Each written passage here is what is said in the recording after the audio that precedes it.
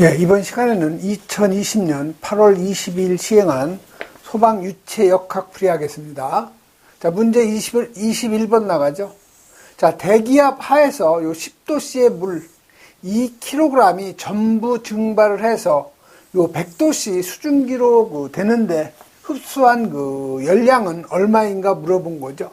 자, 여기 10도씨 예, 물이 있는 거죠. 자, 요놈이 수증기가 되려면요, 일단 100도씨 물로 변해야 되죠. 다음에 요것이 다시 온도의 변화 없이 100도씨 수증기로 변하는 거죠. 자, 보시면 여기 같은 물이죠. 같은 액체죠. 그래서 요거는 상태 변화는 없는 거죠.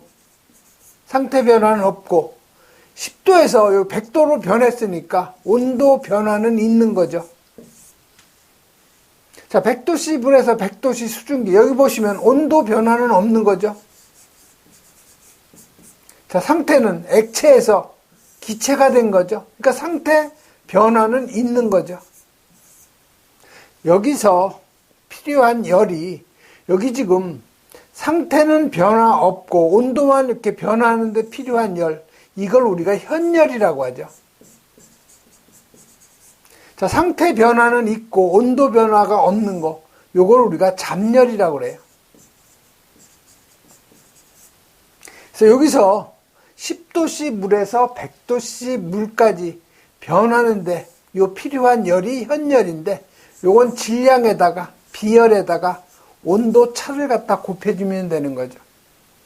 자, 100도씨 물이 100도씨 수증기까지 갈 때 이걸 그 잡열이라고 하는데, 액체가 수증기, 기체가 되는 걸 우리가 기화라고 하죠. 그래서 기화잡열은 기화열에다가 질량을 곱해주면 되는 거죠.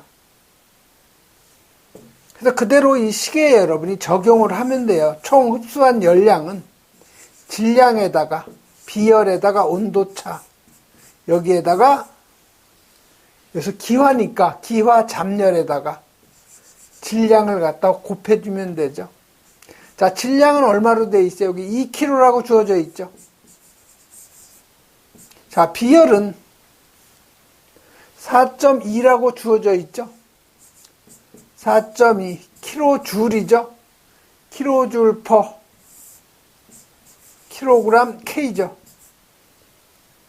자, 그럼 온도차도 도 K, 절대 온도로 해야 되는 거죠. 자, 100에다가 이게 273을 더하면 373 도 K. 자, 이 10도씨에다 273을 더하면 283 도 K가 되는 거죠. 그럼 여기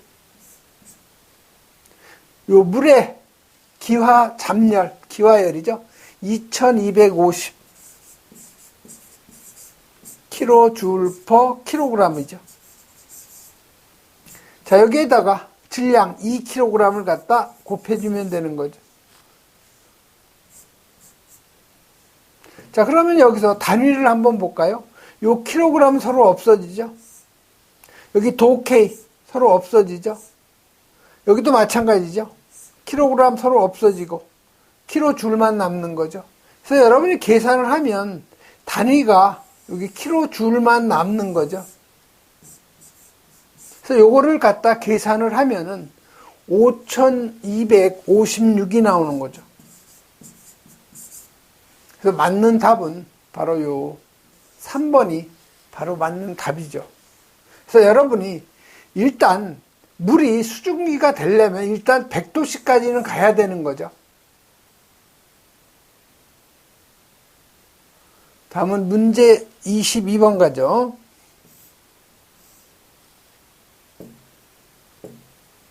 자, 문제 22번은 최적이 0.1세제곱이죠. 즉 V1이 0.1세제곱. 용기 안에 기체상수 R 값이 있죠. 자, 기체상수 R이 0.461로 kJ per kg K. 또 주어진 값이 압력이 지금 주어져 있죠. P죠. P1. 요 놈이 2메가파스칼. 온도 T가 250도죠. 그리고 여기 보면 비최적 값이 주어 있죠. 최적 0.1 세제곱이 질량으로 1kg이라는 거죠. 즉 비최적 값이 주어진 거예요. 요 놈이 비최적이라는 것은 단위가 1kg이 몇 세제곱미터의 그 부피를 차지하는가. 요게 바로 비최적이에요. 그래서 보시면 1kg이 최적으로 1세제곱이라는 거죠. 그래서 비최적은 1세제곱미터 per kg이 되는 거죠. 그래서 여기서 지금 물어본 것은 압축계수, 압축성 인자죠. 그래서 우리가 압축성 인자, 압축계수를 Z로 표기하는데 요 놈은 압력에다가 비최적 곱한 거, 요 놈을 기체상수 R하고 절대온도 T로 나눠준 거죠. 그래서 주어진 값 그대로 대입을 하면 돼요. 지금 압력이 2메가파스칼이죠. 보시면 여기 다 킬로줄이죠. 자, 킬로줄이라는 것은 줄이 뉴턴 미터하고 같다는 거죠.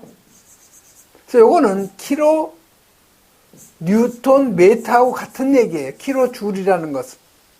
자, 그럼 여기도 메가파스칼을 킬로파스칼로 고쳐줘야 되죠. 그래서 2메가파스칼은 2000 킬로파스칼이 되는 거죠. 자, 비최적은 1이었죠. 1세제곱 per 킬로그램. 자, 기체상수 0.461호 킬로줄 per 킬로그램 K 곱하기 절대온도니까 273에다가 기준온도 지금 250도죠. 그래서 이건 단위가 K가 되는 거죠. 그래서 여러분 요 값을 풀면은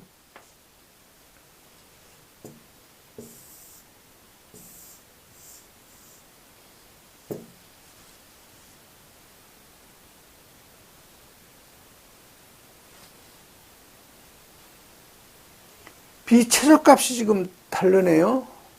아, 비최적이 여기 1세제곱이 아니고 0.1세제곱이죠? 그러니까 이게 1이 아니고 0.1이에요. 그래서 여기 0.1을 대입해줘야 되죠. 비최적. 그래서 요 놈을 갖다 여러분이 계산을 하면 얼마가 나오냐면 0.828이 나오죠. 그래서 맞는 답은 바로 그 2번이죠. 그래서 22번은 여러분이 이 압축계수 구하는 이 공식, 요건 여러분이 암기를 꼭 해 놓으셔야 돼요. 다음 23번 가죠. 자, 23번은 어떤 원심 펌프를 이용해서, 여기 펌프를 갖다 이용을 해서 저수지에 물, 여기 저수지에 물이 있다는 거죠. 그럼 요 놈을 2m 위에 있는 요 탱크로 펌핑을 하는 거죠. 요게 2m라는 거죠. 그러면 펌프에 공급해야 될 이 모터 동력을 갖다 계산하라는 거죠. 그래서 모터 동력은 유체의 비중량에다가 토출량, 여기에다가 전량정, 요 놈을 요 비중량 값을 우리가 물은 비중량이 9800 뉴턴 퍼 미터의 3승이죠. 뉴턴을 대입하면 여기 1000으로 나눠줘야 돼요. 여기에다가 효율로 나눠주고 전달계수 K를 곱하면 모터 동력이 되는 거죠. 그래서 여기 Q는 토출량 세제곱 퍼 세크죠. S는 전량정 미터. 그 다음에 E는 효율이죠. K는 요건 전달계수 또는 여유율. 주어진 값 그대로 대입하면 되죠. 그래서 비중량, 지금 수송하는 그 유체가 물이니까 9800 뉴턴 퍼 미터의 3승. 자, 그럼 토출량은 지금 얼마예요? 0.2 세제곱 퍼 세크죠. 전량정은 여기 2m밖에 없는 거죠. 그대로 2m 여러분이 대입을 해주면 되죠. 자, 1000으로 나눠주고 그다음에 그 효율을 80%라고 그랬죠. 그래서 100으로 나눠주면 0.8. 그래서 전달 개수는 주어진 게 없으니까 그대로 계산하면 되죠. 그래서 요거 계산하면 바로 4.9 킬로와트가 모터 소요 동력이 되는 거죠. 그래서 맞는 답 4.9니까 4번이죠. 자, 여기서 여러분이 가끔 그런 질문을 하시는데 요거 계산하면 얼마예요? 9.8이죠? 그래서 그대로 여러분이 9.8을 갖다 대입을 하셔도 돼요. 요걸 없애고 1000을 없애고 비중량 값을 9.8을 대입해도 되는 거죠. 다음에 24번 가죠.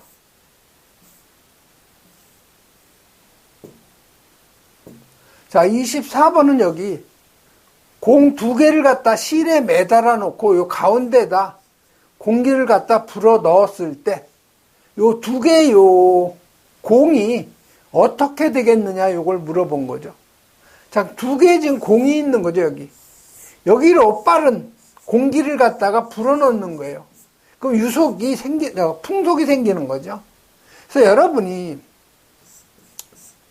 우리 그 베르누이의 정리 보면 속도 수도, 그 다음에 압력 수도, 위치 수도 다 더한 건 일정하죠. 자, 그럼 여기서 속도가 빨라지는 거죠. 그럼 이놈이 속도 수도가 커지는 거죠. 자, 속도 수도가 커지면 이거 일정한 값이니까 이 압력 수도는 작아지는 거죠. 즉, 요놈이 커지면 압력 수도는 작아져요. 이건 일정하기 때문에. 그래서 여기서 속도 수도가 빨라지면 압력 수도가 작기 때문에 요 둘은 서로 붙는 거죠. 그래서 맞는 답은 베르누이 정리에 의해서 법칙에 따라서 공은 서로 가까워지는 거죠. 그래서 맞는 답은 바로 요 4번이 되는 거죠. 25번 가죠.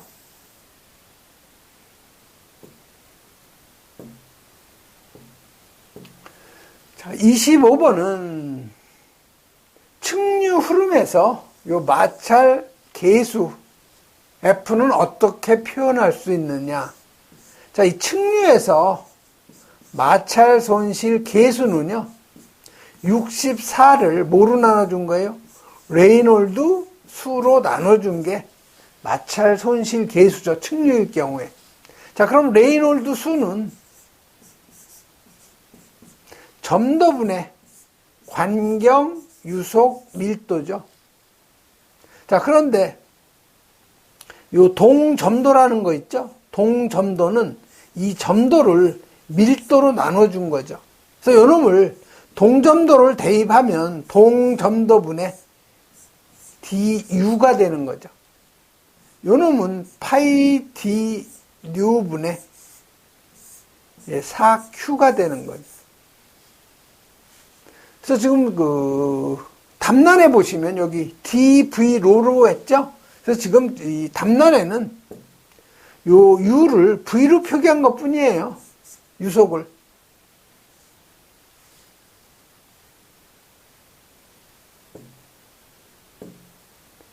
그래서 지금 점도하고 관경 유속이니까 요 놈을 여기에다 그대로 대입하면 되죠. 뮤분의 dv로분의 64죠. 결국 요 놈은 뮤가 위로 올라가는 거죠. 그래서 dv로분의 64 뮤가 되는 거죠. 그래서 맞는 답은 바로 요 1번이 맞는 그 답이 되는 거죠. 그다음에 측류에서 마찰 손실 계수는 64를 레이놀드 수로 나눠준다는 거. 그 다음에 레이놀드 수 요 공식 꼭 암기하셔야 돼요. 다음 26번 가죠. 자, 26번은 요 점도계의 요 종류하고 그 이용한 법칙을 갖다가 찾아내라는 거죠. 그래서 이건 여러분이 암기를 하시는데 가장 좋은 방법은 어두문자, 머리글자를 갖다 이용하면 돼요. 자, 스토크스 법칙은요, 낙구식 점도계. 그 다음에 하겐 포아젤 법칙은 세이볼트 점도계하고 오스트왈드 점도계, 그 다음에 뉴턴의 요 점성 법칙 있죠. 요놈은 맥마이첼 점도계, 그 다음에 스토모 점도계. 그래서 암기하시긴 좋은 방법은 스낙 하세요, 뉴맥스 이렇게 여러분이 암기하면 가장 좋아요. 그래서 문제에서는 요 뉴턴의 점성 법칙은 어떤 점도계를 갖다가 만드는 데 이용을 했느냐. 자, 뉴턴의 점성 법칙은 맥마이첼 점도계하고 요 스토모 점도계죠. 그래서 보시면 여기 맥마이첼 뭐 거의 비슷한 얘기죠. 그래서 4번이 바로 맞는 답이 되는 거예요. 그래서 스낙하세요 뉴맥스, 요건 여러분이 꼭 머리 글자 이용하면 잘 안 잊어먹을 거예요. 이것도 시험에 종종 출제가 되고 있는 내용이죠. 스낙하세요 뉴맥스. 다음 27번 가죠.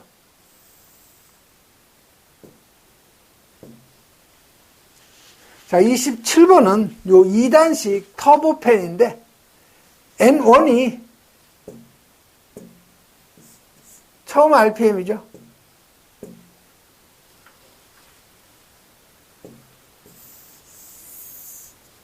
자, N1이 지금 얼마냐? 처음 RPM이 6000rpm. 근데 풍량 Q1이 0.5 세제곱퍼분. 그다음에 축동력 P1이 0.049 킬로와트라는 얘기죠. 그런데 이 터보의 이 회전수를 얼마로 변형시킨 거예요? 8000rpm으로 바꿨다는 거죠. 이럴 경우에 축동력 P2는 어떻게 되겠느냐, 이걸 물어본 거죠. 자, 이건 상사의 법칙. 이거 여러분이 암기하고 있죠? 반드시 이건 암기를 하셔야 돼요. 그래서 요 나중 유량은 처음 유량 곱하기 N1분의 N2, 즉 요 RPM에 비해 1승이죠. 그 다음에 여기 임펠러의 직경에 비해 3승. 그 다음에 요 H는 요거 양정이죠. 나중 양정은 처음 양정 곱하기 RPM의 비, 자승이죠. 임펠러의 비, 자승이죠. 그 다음에 동력이죠, 동력. 나중 동력은 처음 동력 곱하기 RPM 비에 요건 3승. 임펠러 직경에 비해 5승이죠. 그래서 이건 여러분이 1, 2, 3, 3, 2, 5예요. 그래서 요 P2는 P1 처음 동력 곱하기 RPM 수의 비죠. 요거에 3승이라는 거예요. 이 시계 그대로 대입하면 돼요. 자, P1이 얼마예요? 0.049죠. 자, RPM의 변화는 처음 RPM이 6000이었죠. 변경된 RPM, 이건 8000이 되는 거죠. 그래서 여러분 요거 계산하면 0.116 킬로와트가 바로 답이 되는 거죠. 그래서 맞는 답은 바로 요 3번인데, 요 상사의 법칙을 여러분이 꼭 암기를 해 놓으셔야 돼요. 다음 28번 가죠. 자, 28번은 여기 어떤 배관에다가 뭐를 설치했냐? 오리피스라는 건요, 요 배관 안에 이렇게 금속 칸마이 같은 걸 2개 이렇게 해놓은 거예요. 그럼 요 부분이 유량이 되는, 흐를 수 있는 유량의 그 부분이 되는 거죠. 그럼 이쪽에 압력계를 갖다 설치해서 두 압력, 여기 P1, P2죠. 자, 압력을 보면 요거는 P1이 당연히 P2보다 커지는 거죠. 일로 유체가 흐를 때, 일로 흐르죠, 이렇게. 유체가. 계속 흐르는 거, 일로. 그래서 P1의 압력이 여기 장애물을 만나니까 압력이 높아지는 거고, 이 이후로는 장애물이 없으니까 압력이 작아지는 거죠. 그래서 여기에다 지금 여기에다가 마노메터를 갖다 설치해 놓은 거야, 여기다가.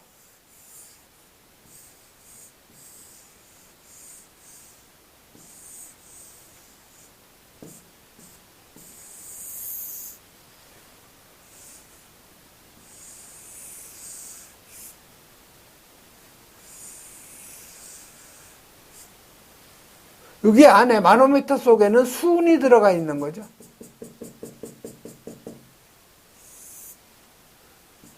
자, 그러면 문제는 뭐냐? 이 높이가 H가 얼마가 되겠느냐? 이걸 물어본 거예요. 높이를 물어보니까 보는 게 아니고 압력차. 높이 차는 30mm라고 주어져 있네요. 또 여기 수은이 들어있는데 이 수은의 비중이 13.6이라는 거죠. 자, 그럼 여기 이쪽에 P1하고 P2의 이 압력차는, 자, 압력이라는 건 비중량에다 뭐를 곱한 거예요? 높이를 곱한 거죠. 그대로 이거 대입을 하면 돼요. P1일 때 비중량 감마1, P2일 때 비중량 감마2, 요거에다가 높이, 요 H를 곱한 거죠. 자, R1, 저 감마1이라는 것은, 요거는 그 마노메터 있죠? 마노메터의 유체의 그 비중량이죠. 감마2는 이 배관 속에 흐르는 유체의 그 비중량 값이에요. 자, 그러면 여러분 이 비중량이라는 것은 물의 비중량에다가 비중을 갖다 곱한 거죠. 자, 그럼 감마1은 마노메터 속에 있는 유체의 비중량이니까 물의 비중량에다가 비중을 곱한 거죠. 자, 물의 비중량. 여기 단위를 지금 뭐로 물어봤어요? 킬로파스칼이죠. 자, 여러분이 이 킬로파스칼이라는 것은 킬로에다가 파스칼이 뉴턴 퍼 미터의 제곱이죠. 이게 바로 파스칼이에요. 그러니까 지금 여기도 비중량을 킬로 뉴턴으로 해줘야 되겠죠. 그래서 물의 비중량은 9.8 킬로 뉴턴 퍼 미터의 3승이죠. 비중이 지금 얼마예요? 비중이 13.6이잖아요. 그래서 요거 여러분이 계산하면 133.28 킬로 뉴턴 퍼 미터의 3승이 나오는 거죠. 그러니까 배관 속에 흐르는 건 뭐예요? 지금 물이죠, 물. 물이니까 그대로 9.8 킬로 뉴턴 퍼 미터의 3승. 자, 요 마노메터 읽은 값 H죠, H. 요게 30mm. 요거 0.03m죠. 그래서 여기다 갖다 그냥 대입을 하면 되는 거죠.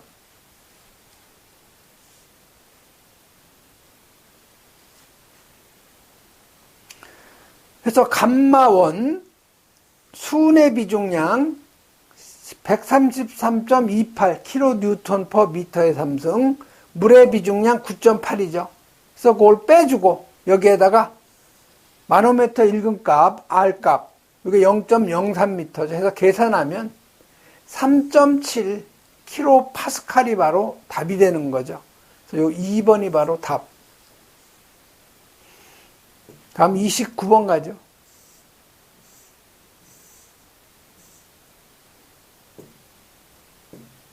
자, 29번은 열 확산 계수가 얼마냐. 자, 열 확산 계수는 우리가 알파로 표기하죠. 자, 요놈은 열 전도도 남다를 밀도로 나눠주고 비열로 나눠준 게 열 확산 계수예요. 그래서 주어진 값 그대로 대입을 하면 되죠. 자, 열 전도도가 156 와트 퍼 미터 도 K가 되죠. 자, 밀도는 여기 나와 있죠. 1740 킬로그램 퍼 미터의 3승. 자, 비열값 주어져 있죠. 1017.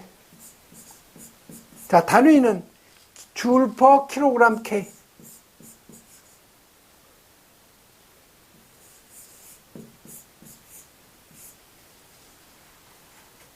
요거 계산할 때는 단위가 여러분이 잘